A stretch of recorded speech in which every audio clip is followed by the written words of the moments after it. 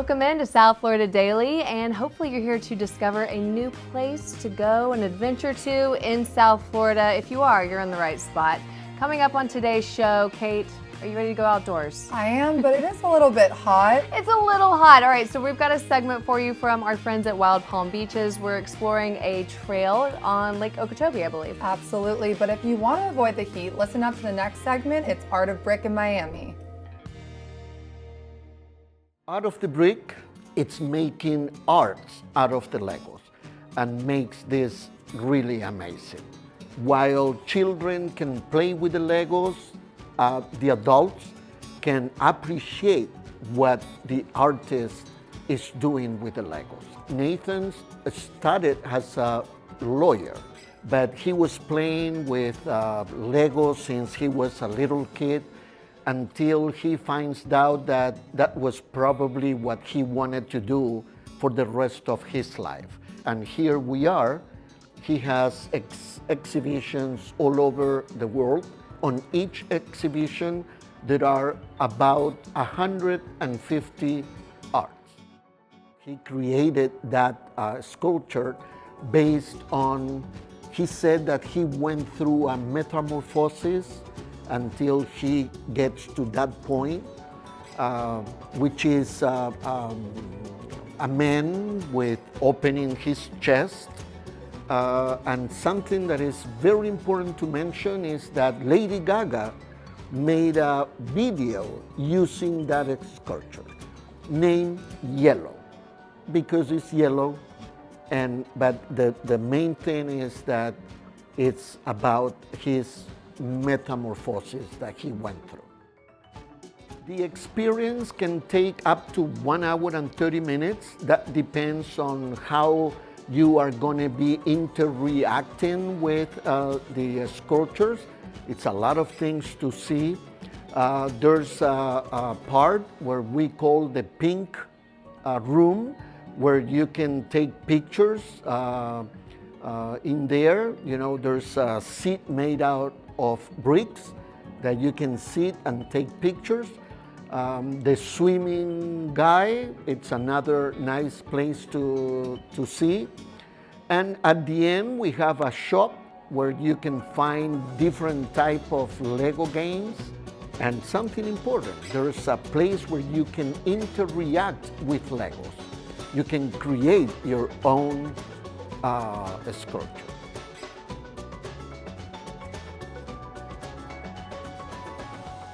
South Florida Daily is on the move with Palm Tran.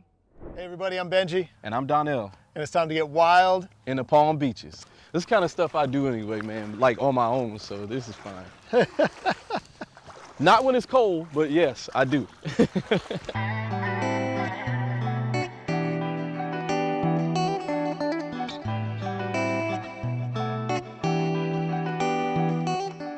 You know, we were talking about how you just kind of started your love affair with birding, right? Right. And so what was that little introduction? Because you were like, I'm not so sure, right? Right. So my oldest son, one day he was saying that he wanted to get into birding. He wanted to bird watch. And I was like, I'm not going to do that, just birds. I'm just looking at birds.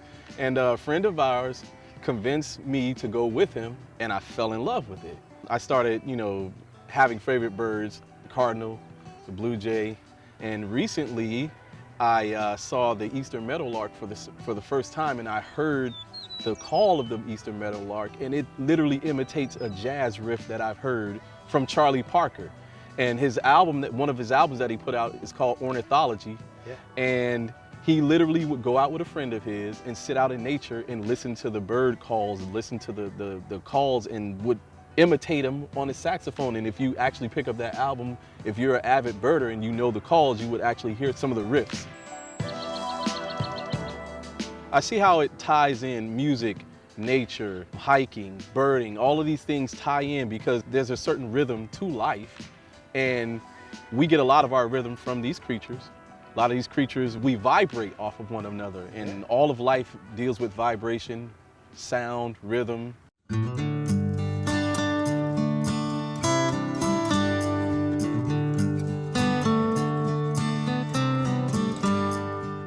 We're We're sitting right here and the golden light is coming through it at the Sunset Mecca. And we've got this wading bird roost behind us. We've got hundreds of birds for this conversation, which is a pretty cool backdrop. Very cool backdrop. And so now you've got this enormous connection with nature that you've realized and that, you know, you're helping other people to realize through, you know, your business. But did you always have that? Like, tell me about where did that connection come from? Well, I feel like I've always been connected, but not to the degree that I am now. I started off as a little kid fishing a lot with my dad, with my uncles. And when I was about, let's say, 10 years old, a buddy of mine, I went with him on a church group trip, on a camping trip down in the Keys, and I fell in love. And I would get my dad, I would beg him, Dad, please, I want to go camping. I want to go camping. He's like, I'm not doing that. It's not what we do. And by what I mean by we, you know, black people don't typically do things like that. Right. There are enough of us doing it now, but at that time, no, it was unheard of. And so I knew that if I was gonna have to do something like this, it was gonna be me doing it. So when I became an adult, I would, you know, frequent little trails here and there, but not venture too far out. Yeah. And, you know, just to try to stay safe, because that's not something that, you know, my people are used to.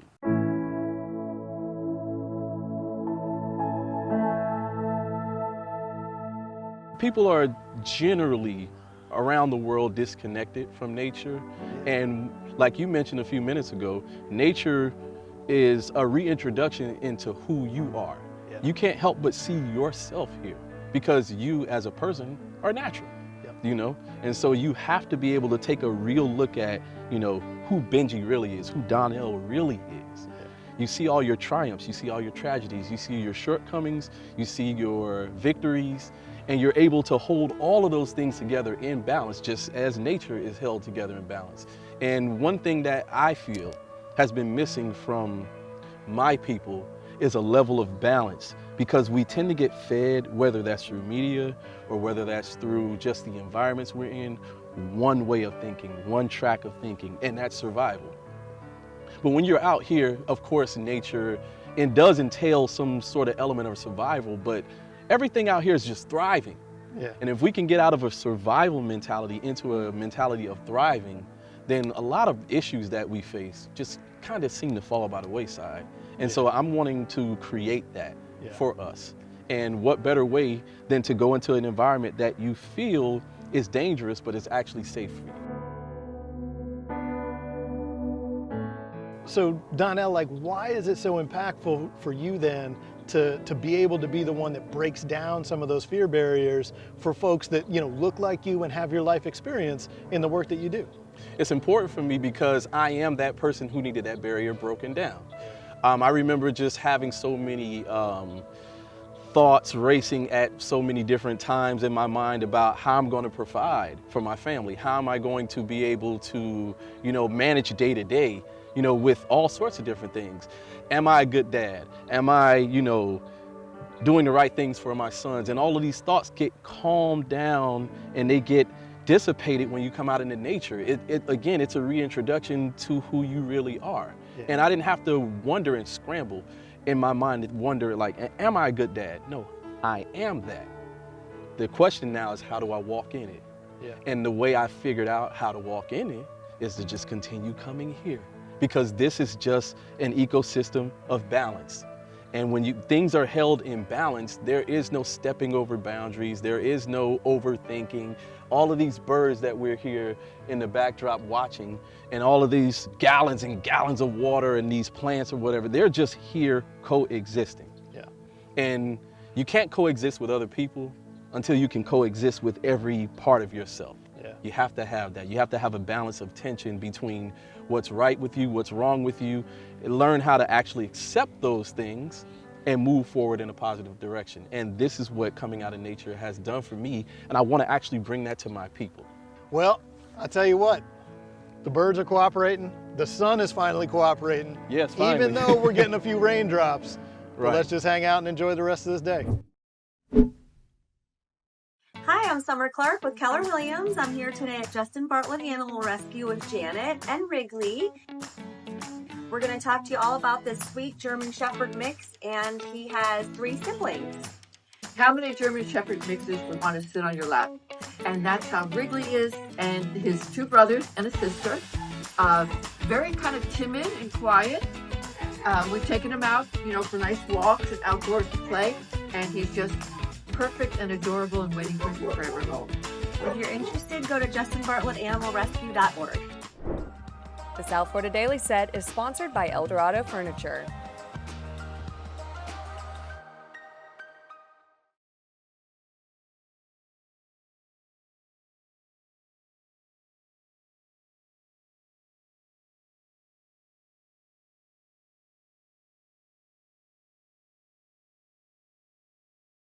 We love talking to our local business owners. Doesn't matter if they're small, a little bit bigger, but we love to get to know them. Yeah, we did. We sat down with some guys from Greenworks AC. They're in the Treasure Coast, and they told us all about a new robot that they have that goes into the ducks. You know what? Let's just go ahead and show you the full segment. Here it is. Here at South Florida Daily, we are all about innovation and living a clean lifestyle. So you put those two together, and we have a really cool story from these guys here from Greenworks AC, Steve and Chris. Thank you so much for being here. Absolutely. You have created a robot to Yes. inspect ducks. Yes. Tell me, how did you come up with this idea? How does it work? We have two different versions of it. One that goes inside the ductwork. It actually crawls inside your ductwork, and you can see if your ducts are dirty. You can see if there's any scratches in there, breaches in there, rust, anything going on inside there. So you can actually see inside there. Another one that crawls outside, and it can examine the outside of the ductwork. It has infrared camera on there, lights. It can move around anywhere. So it gives you a 100% accurate diagnosis. It takes the guesswork out of it. When did you decide this is something that you needed? I was suspecting that the ductwork is breached and the customer is losing air, but the space was so tight that I wouldn't be able to get to it and inspect it properly without disconnecting some of them. So I talked to Chris, and he brought the idea up that, hey, maybe we should build something like a remote controlled vehicle so we can get to it. Since I had experience in robotics, we basically started building them, and we had many different versions, but it worked out really well. How long did it take you to come up with this? Lots of trial and error. Oh, yeah. We worked on it yeah. for months. Oh, Some yeah. of them didn't work. We're like, oh, scratch that idea. Let's get a new one. Let's try this idea. But we finally nailed it down, and it's great, Custom built circuit boards. Yeah. Very nice.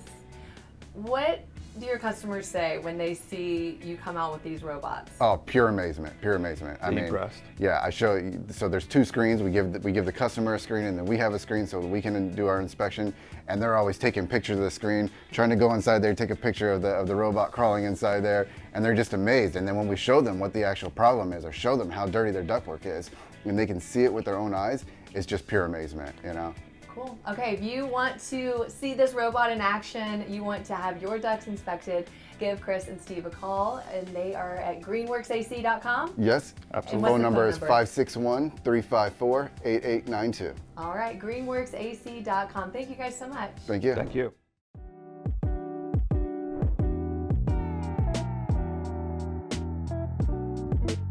How did this museum go from being the original courthouse Yes, to what it is today? yes. This building was actually slated for demolition, and a group of community leaders and citizens of the county raised money to save this amazing building. What can visitors see when they come here? So we have been collecting, preserving, and sharing the artifacts and ephemera that tell the rich history and cultural heritage of Palm Beach County. We have an amazing collection of artifacts. I think one of the hallmarks of our collection is our photographic collection. We have over 4.5 million images, and people can actually access some of our collections from online, pbchistory.org, where you can literally examine some of the photos and images that are in our collection. Currently, we have an amazing exhibition on the history of fashion in Palm Beach. It's entitled Endless Summer, Palm Beach Resort Wear.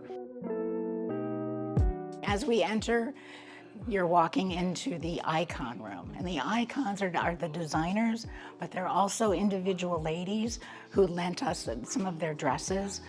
Debbie, how did you get 129 years of fashion into one exhibit? We redid one of our permanent galleries and completely took things out and relaid the whole gallery. So are these local designers? Some of them are local designers. All of the people included in this exhibit spend time here, either selling, holding trunk shows. Lilly Pulitzer Company was very generous with lending us designs. That's beautiful. So this came from Mouse and Hoffman. This is about a 2005 design, but every year, Michael Mouse and his crew go over to Italy, and then they make the new jacket for the new year. So Cindy, you know that this exhibit is temporary. So if people wanted to find like upcoming exhibits that you have throughout the year, where would they go? Oh, our website, pbchistory.org. Thank you for taking me through.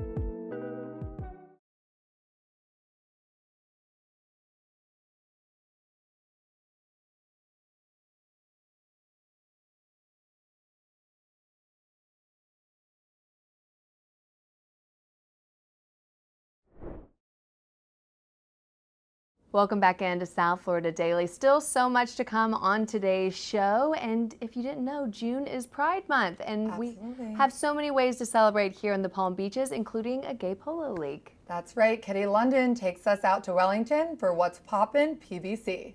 South Florida Daily is on the move with Palmtran. Wellington is known for being the home of many beautiful horses, but it's also the place that celebrates the diversity of the LGBTQ+ community.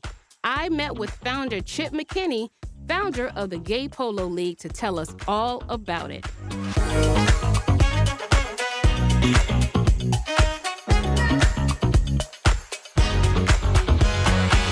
Welcome to another episode of What's Poppin' PBC, and I have popped up on the green. I am so happy to be with the infamous Chip from GPL. First of all, I love your branding. Thank you very much.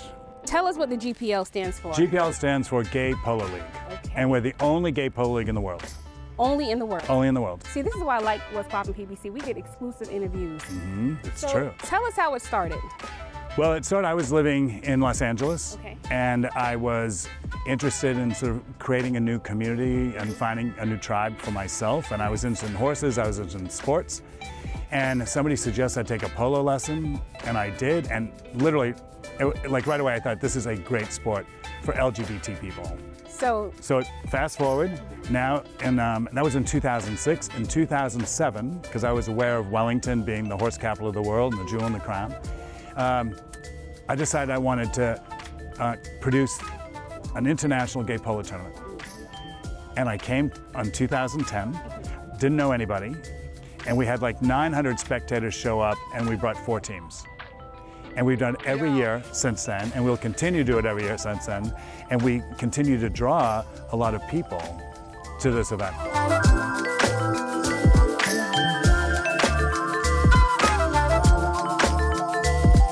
Well, tell us why we're here this weekend, because I'm ready for tonight, but we'll get into that. All right. So tonight, this is the second night of our 3-day event, which is called the Lexus International Gay Polo Tournament, presented by Douglas Elliman. Okay. We have players that have flown in, LGBT polo players and some allies, who have flown in from 8 countries to participate in our tournament. So on the first day, which is Thursday, we do a VIP sponsors reception for players and sponsors to thank them. Tonight, we do the GPL Presents Wigstock. So it's a wig party. Well, you might want to come. Anyway, it's a wig party, but we use it to raise money for LGBT charities. And this year, our charity partner is the Elton John AIDS Foundation. A community that shares a love for adventure, fun, and the beautiful, challenging sport of polo. At the end of it all, $100,000 was raised. A job well done.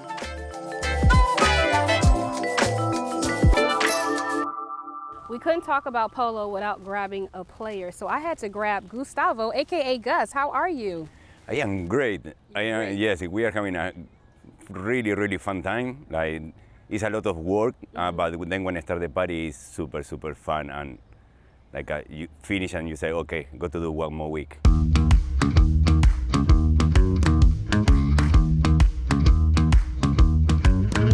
So as a player, player though, how do you prepare for a tournament this size?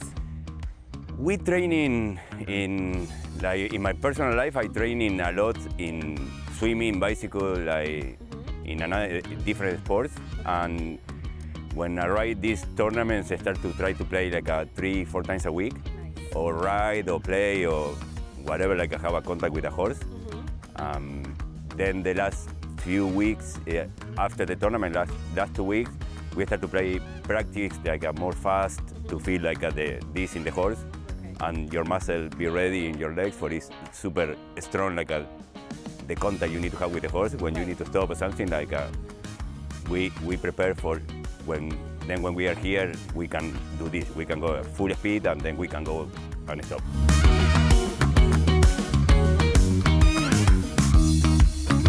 Tomorrow's our finals of the GPL tournament. Okay. So we have 2 matches. We have one at 1 o'clock in the afternoon, and we have one at 3 o'clock in the afternoon. So gates open at noon. Okay. And what you'll see when you hear it's more than just a polo game, it's really an experience. And for people who haven't been to it, and they ask me to describe it, I always say it's like the love child between Burning Man and Pretty Woman.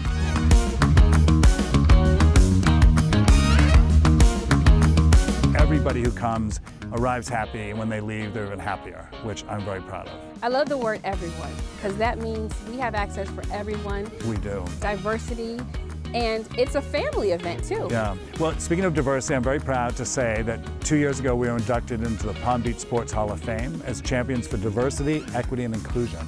And that was a big deal for us because we are a different event. We are a family event. We want people to feel comfortable to bring their parents or bring their kids. And we want everybody to come here knowing that they will be 100% safe. And that's important. And I'd like to give a plug, if I could, to the Village of Wellington and to Palm Beach County, who not only encourage us to be here, but they enable us to be here. They're supportive, they're sponsors, they attend our events. I mean, they've really made it. They've echoed loud and clear that Palm Beach County is a safe place for all people. South Florida Daily is on the move with Palmtran. Thanks for watching another episode of South Florida Daily. Be sure you keep up with us in real time on social media. Follow us on Instagram and Facebook at SouthFL Daily. You never know where we'll turn up. That's right. What do we have going on tomorrow's show? Tomorrow, I believe we are talking to the folks over at Boca Helping Hands. So if you're looking for something fun to do this summer, you want to give back to the community, tune in tomorrow right here on Fox 29 at noon. We will tell you how you can get involved with their organization this summer. Have a great day.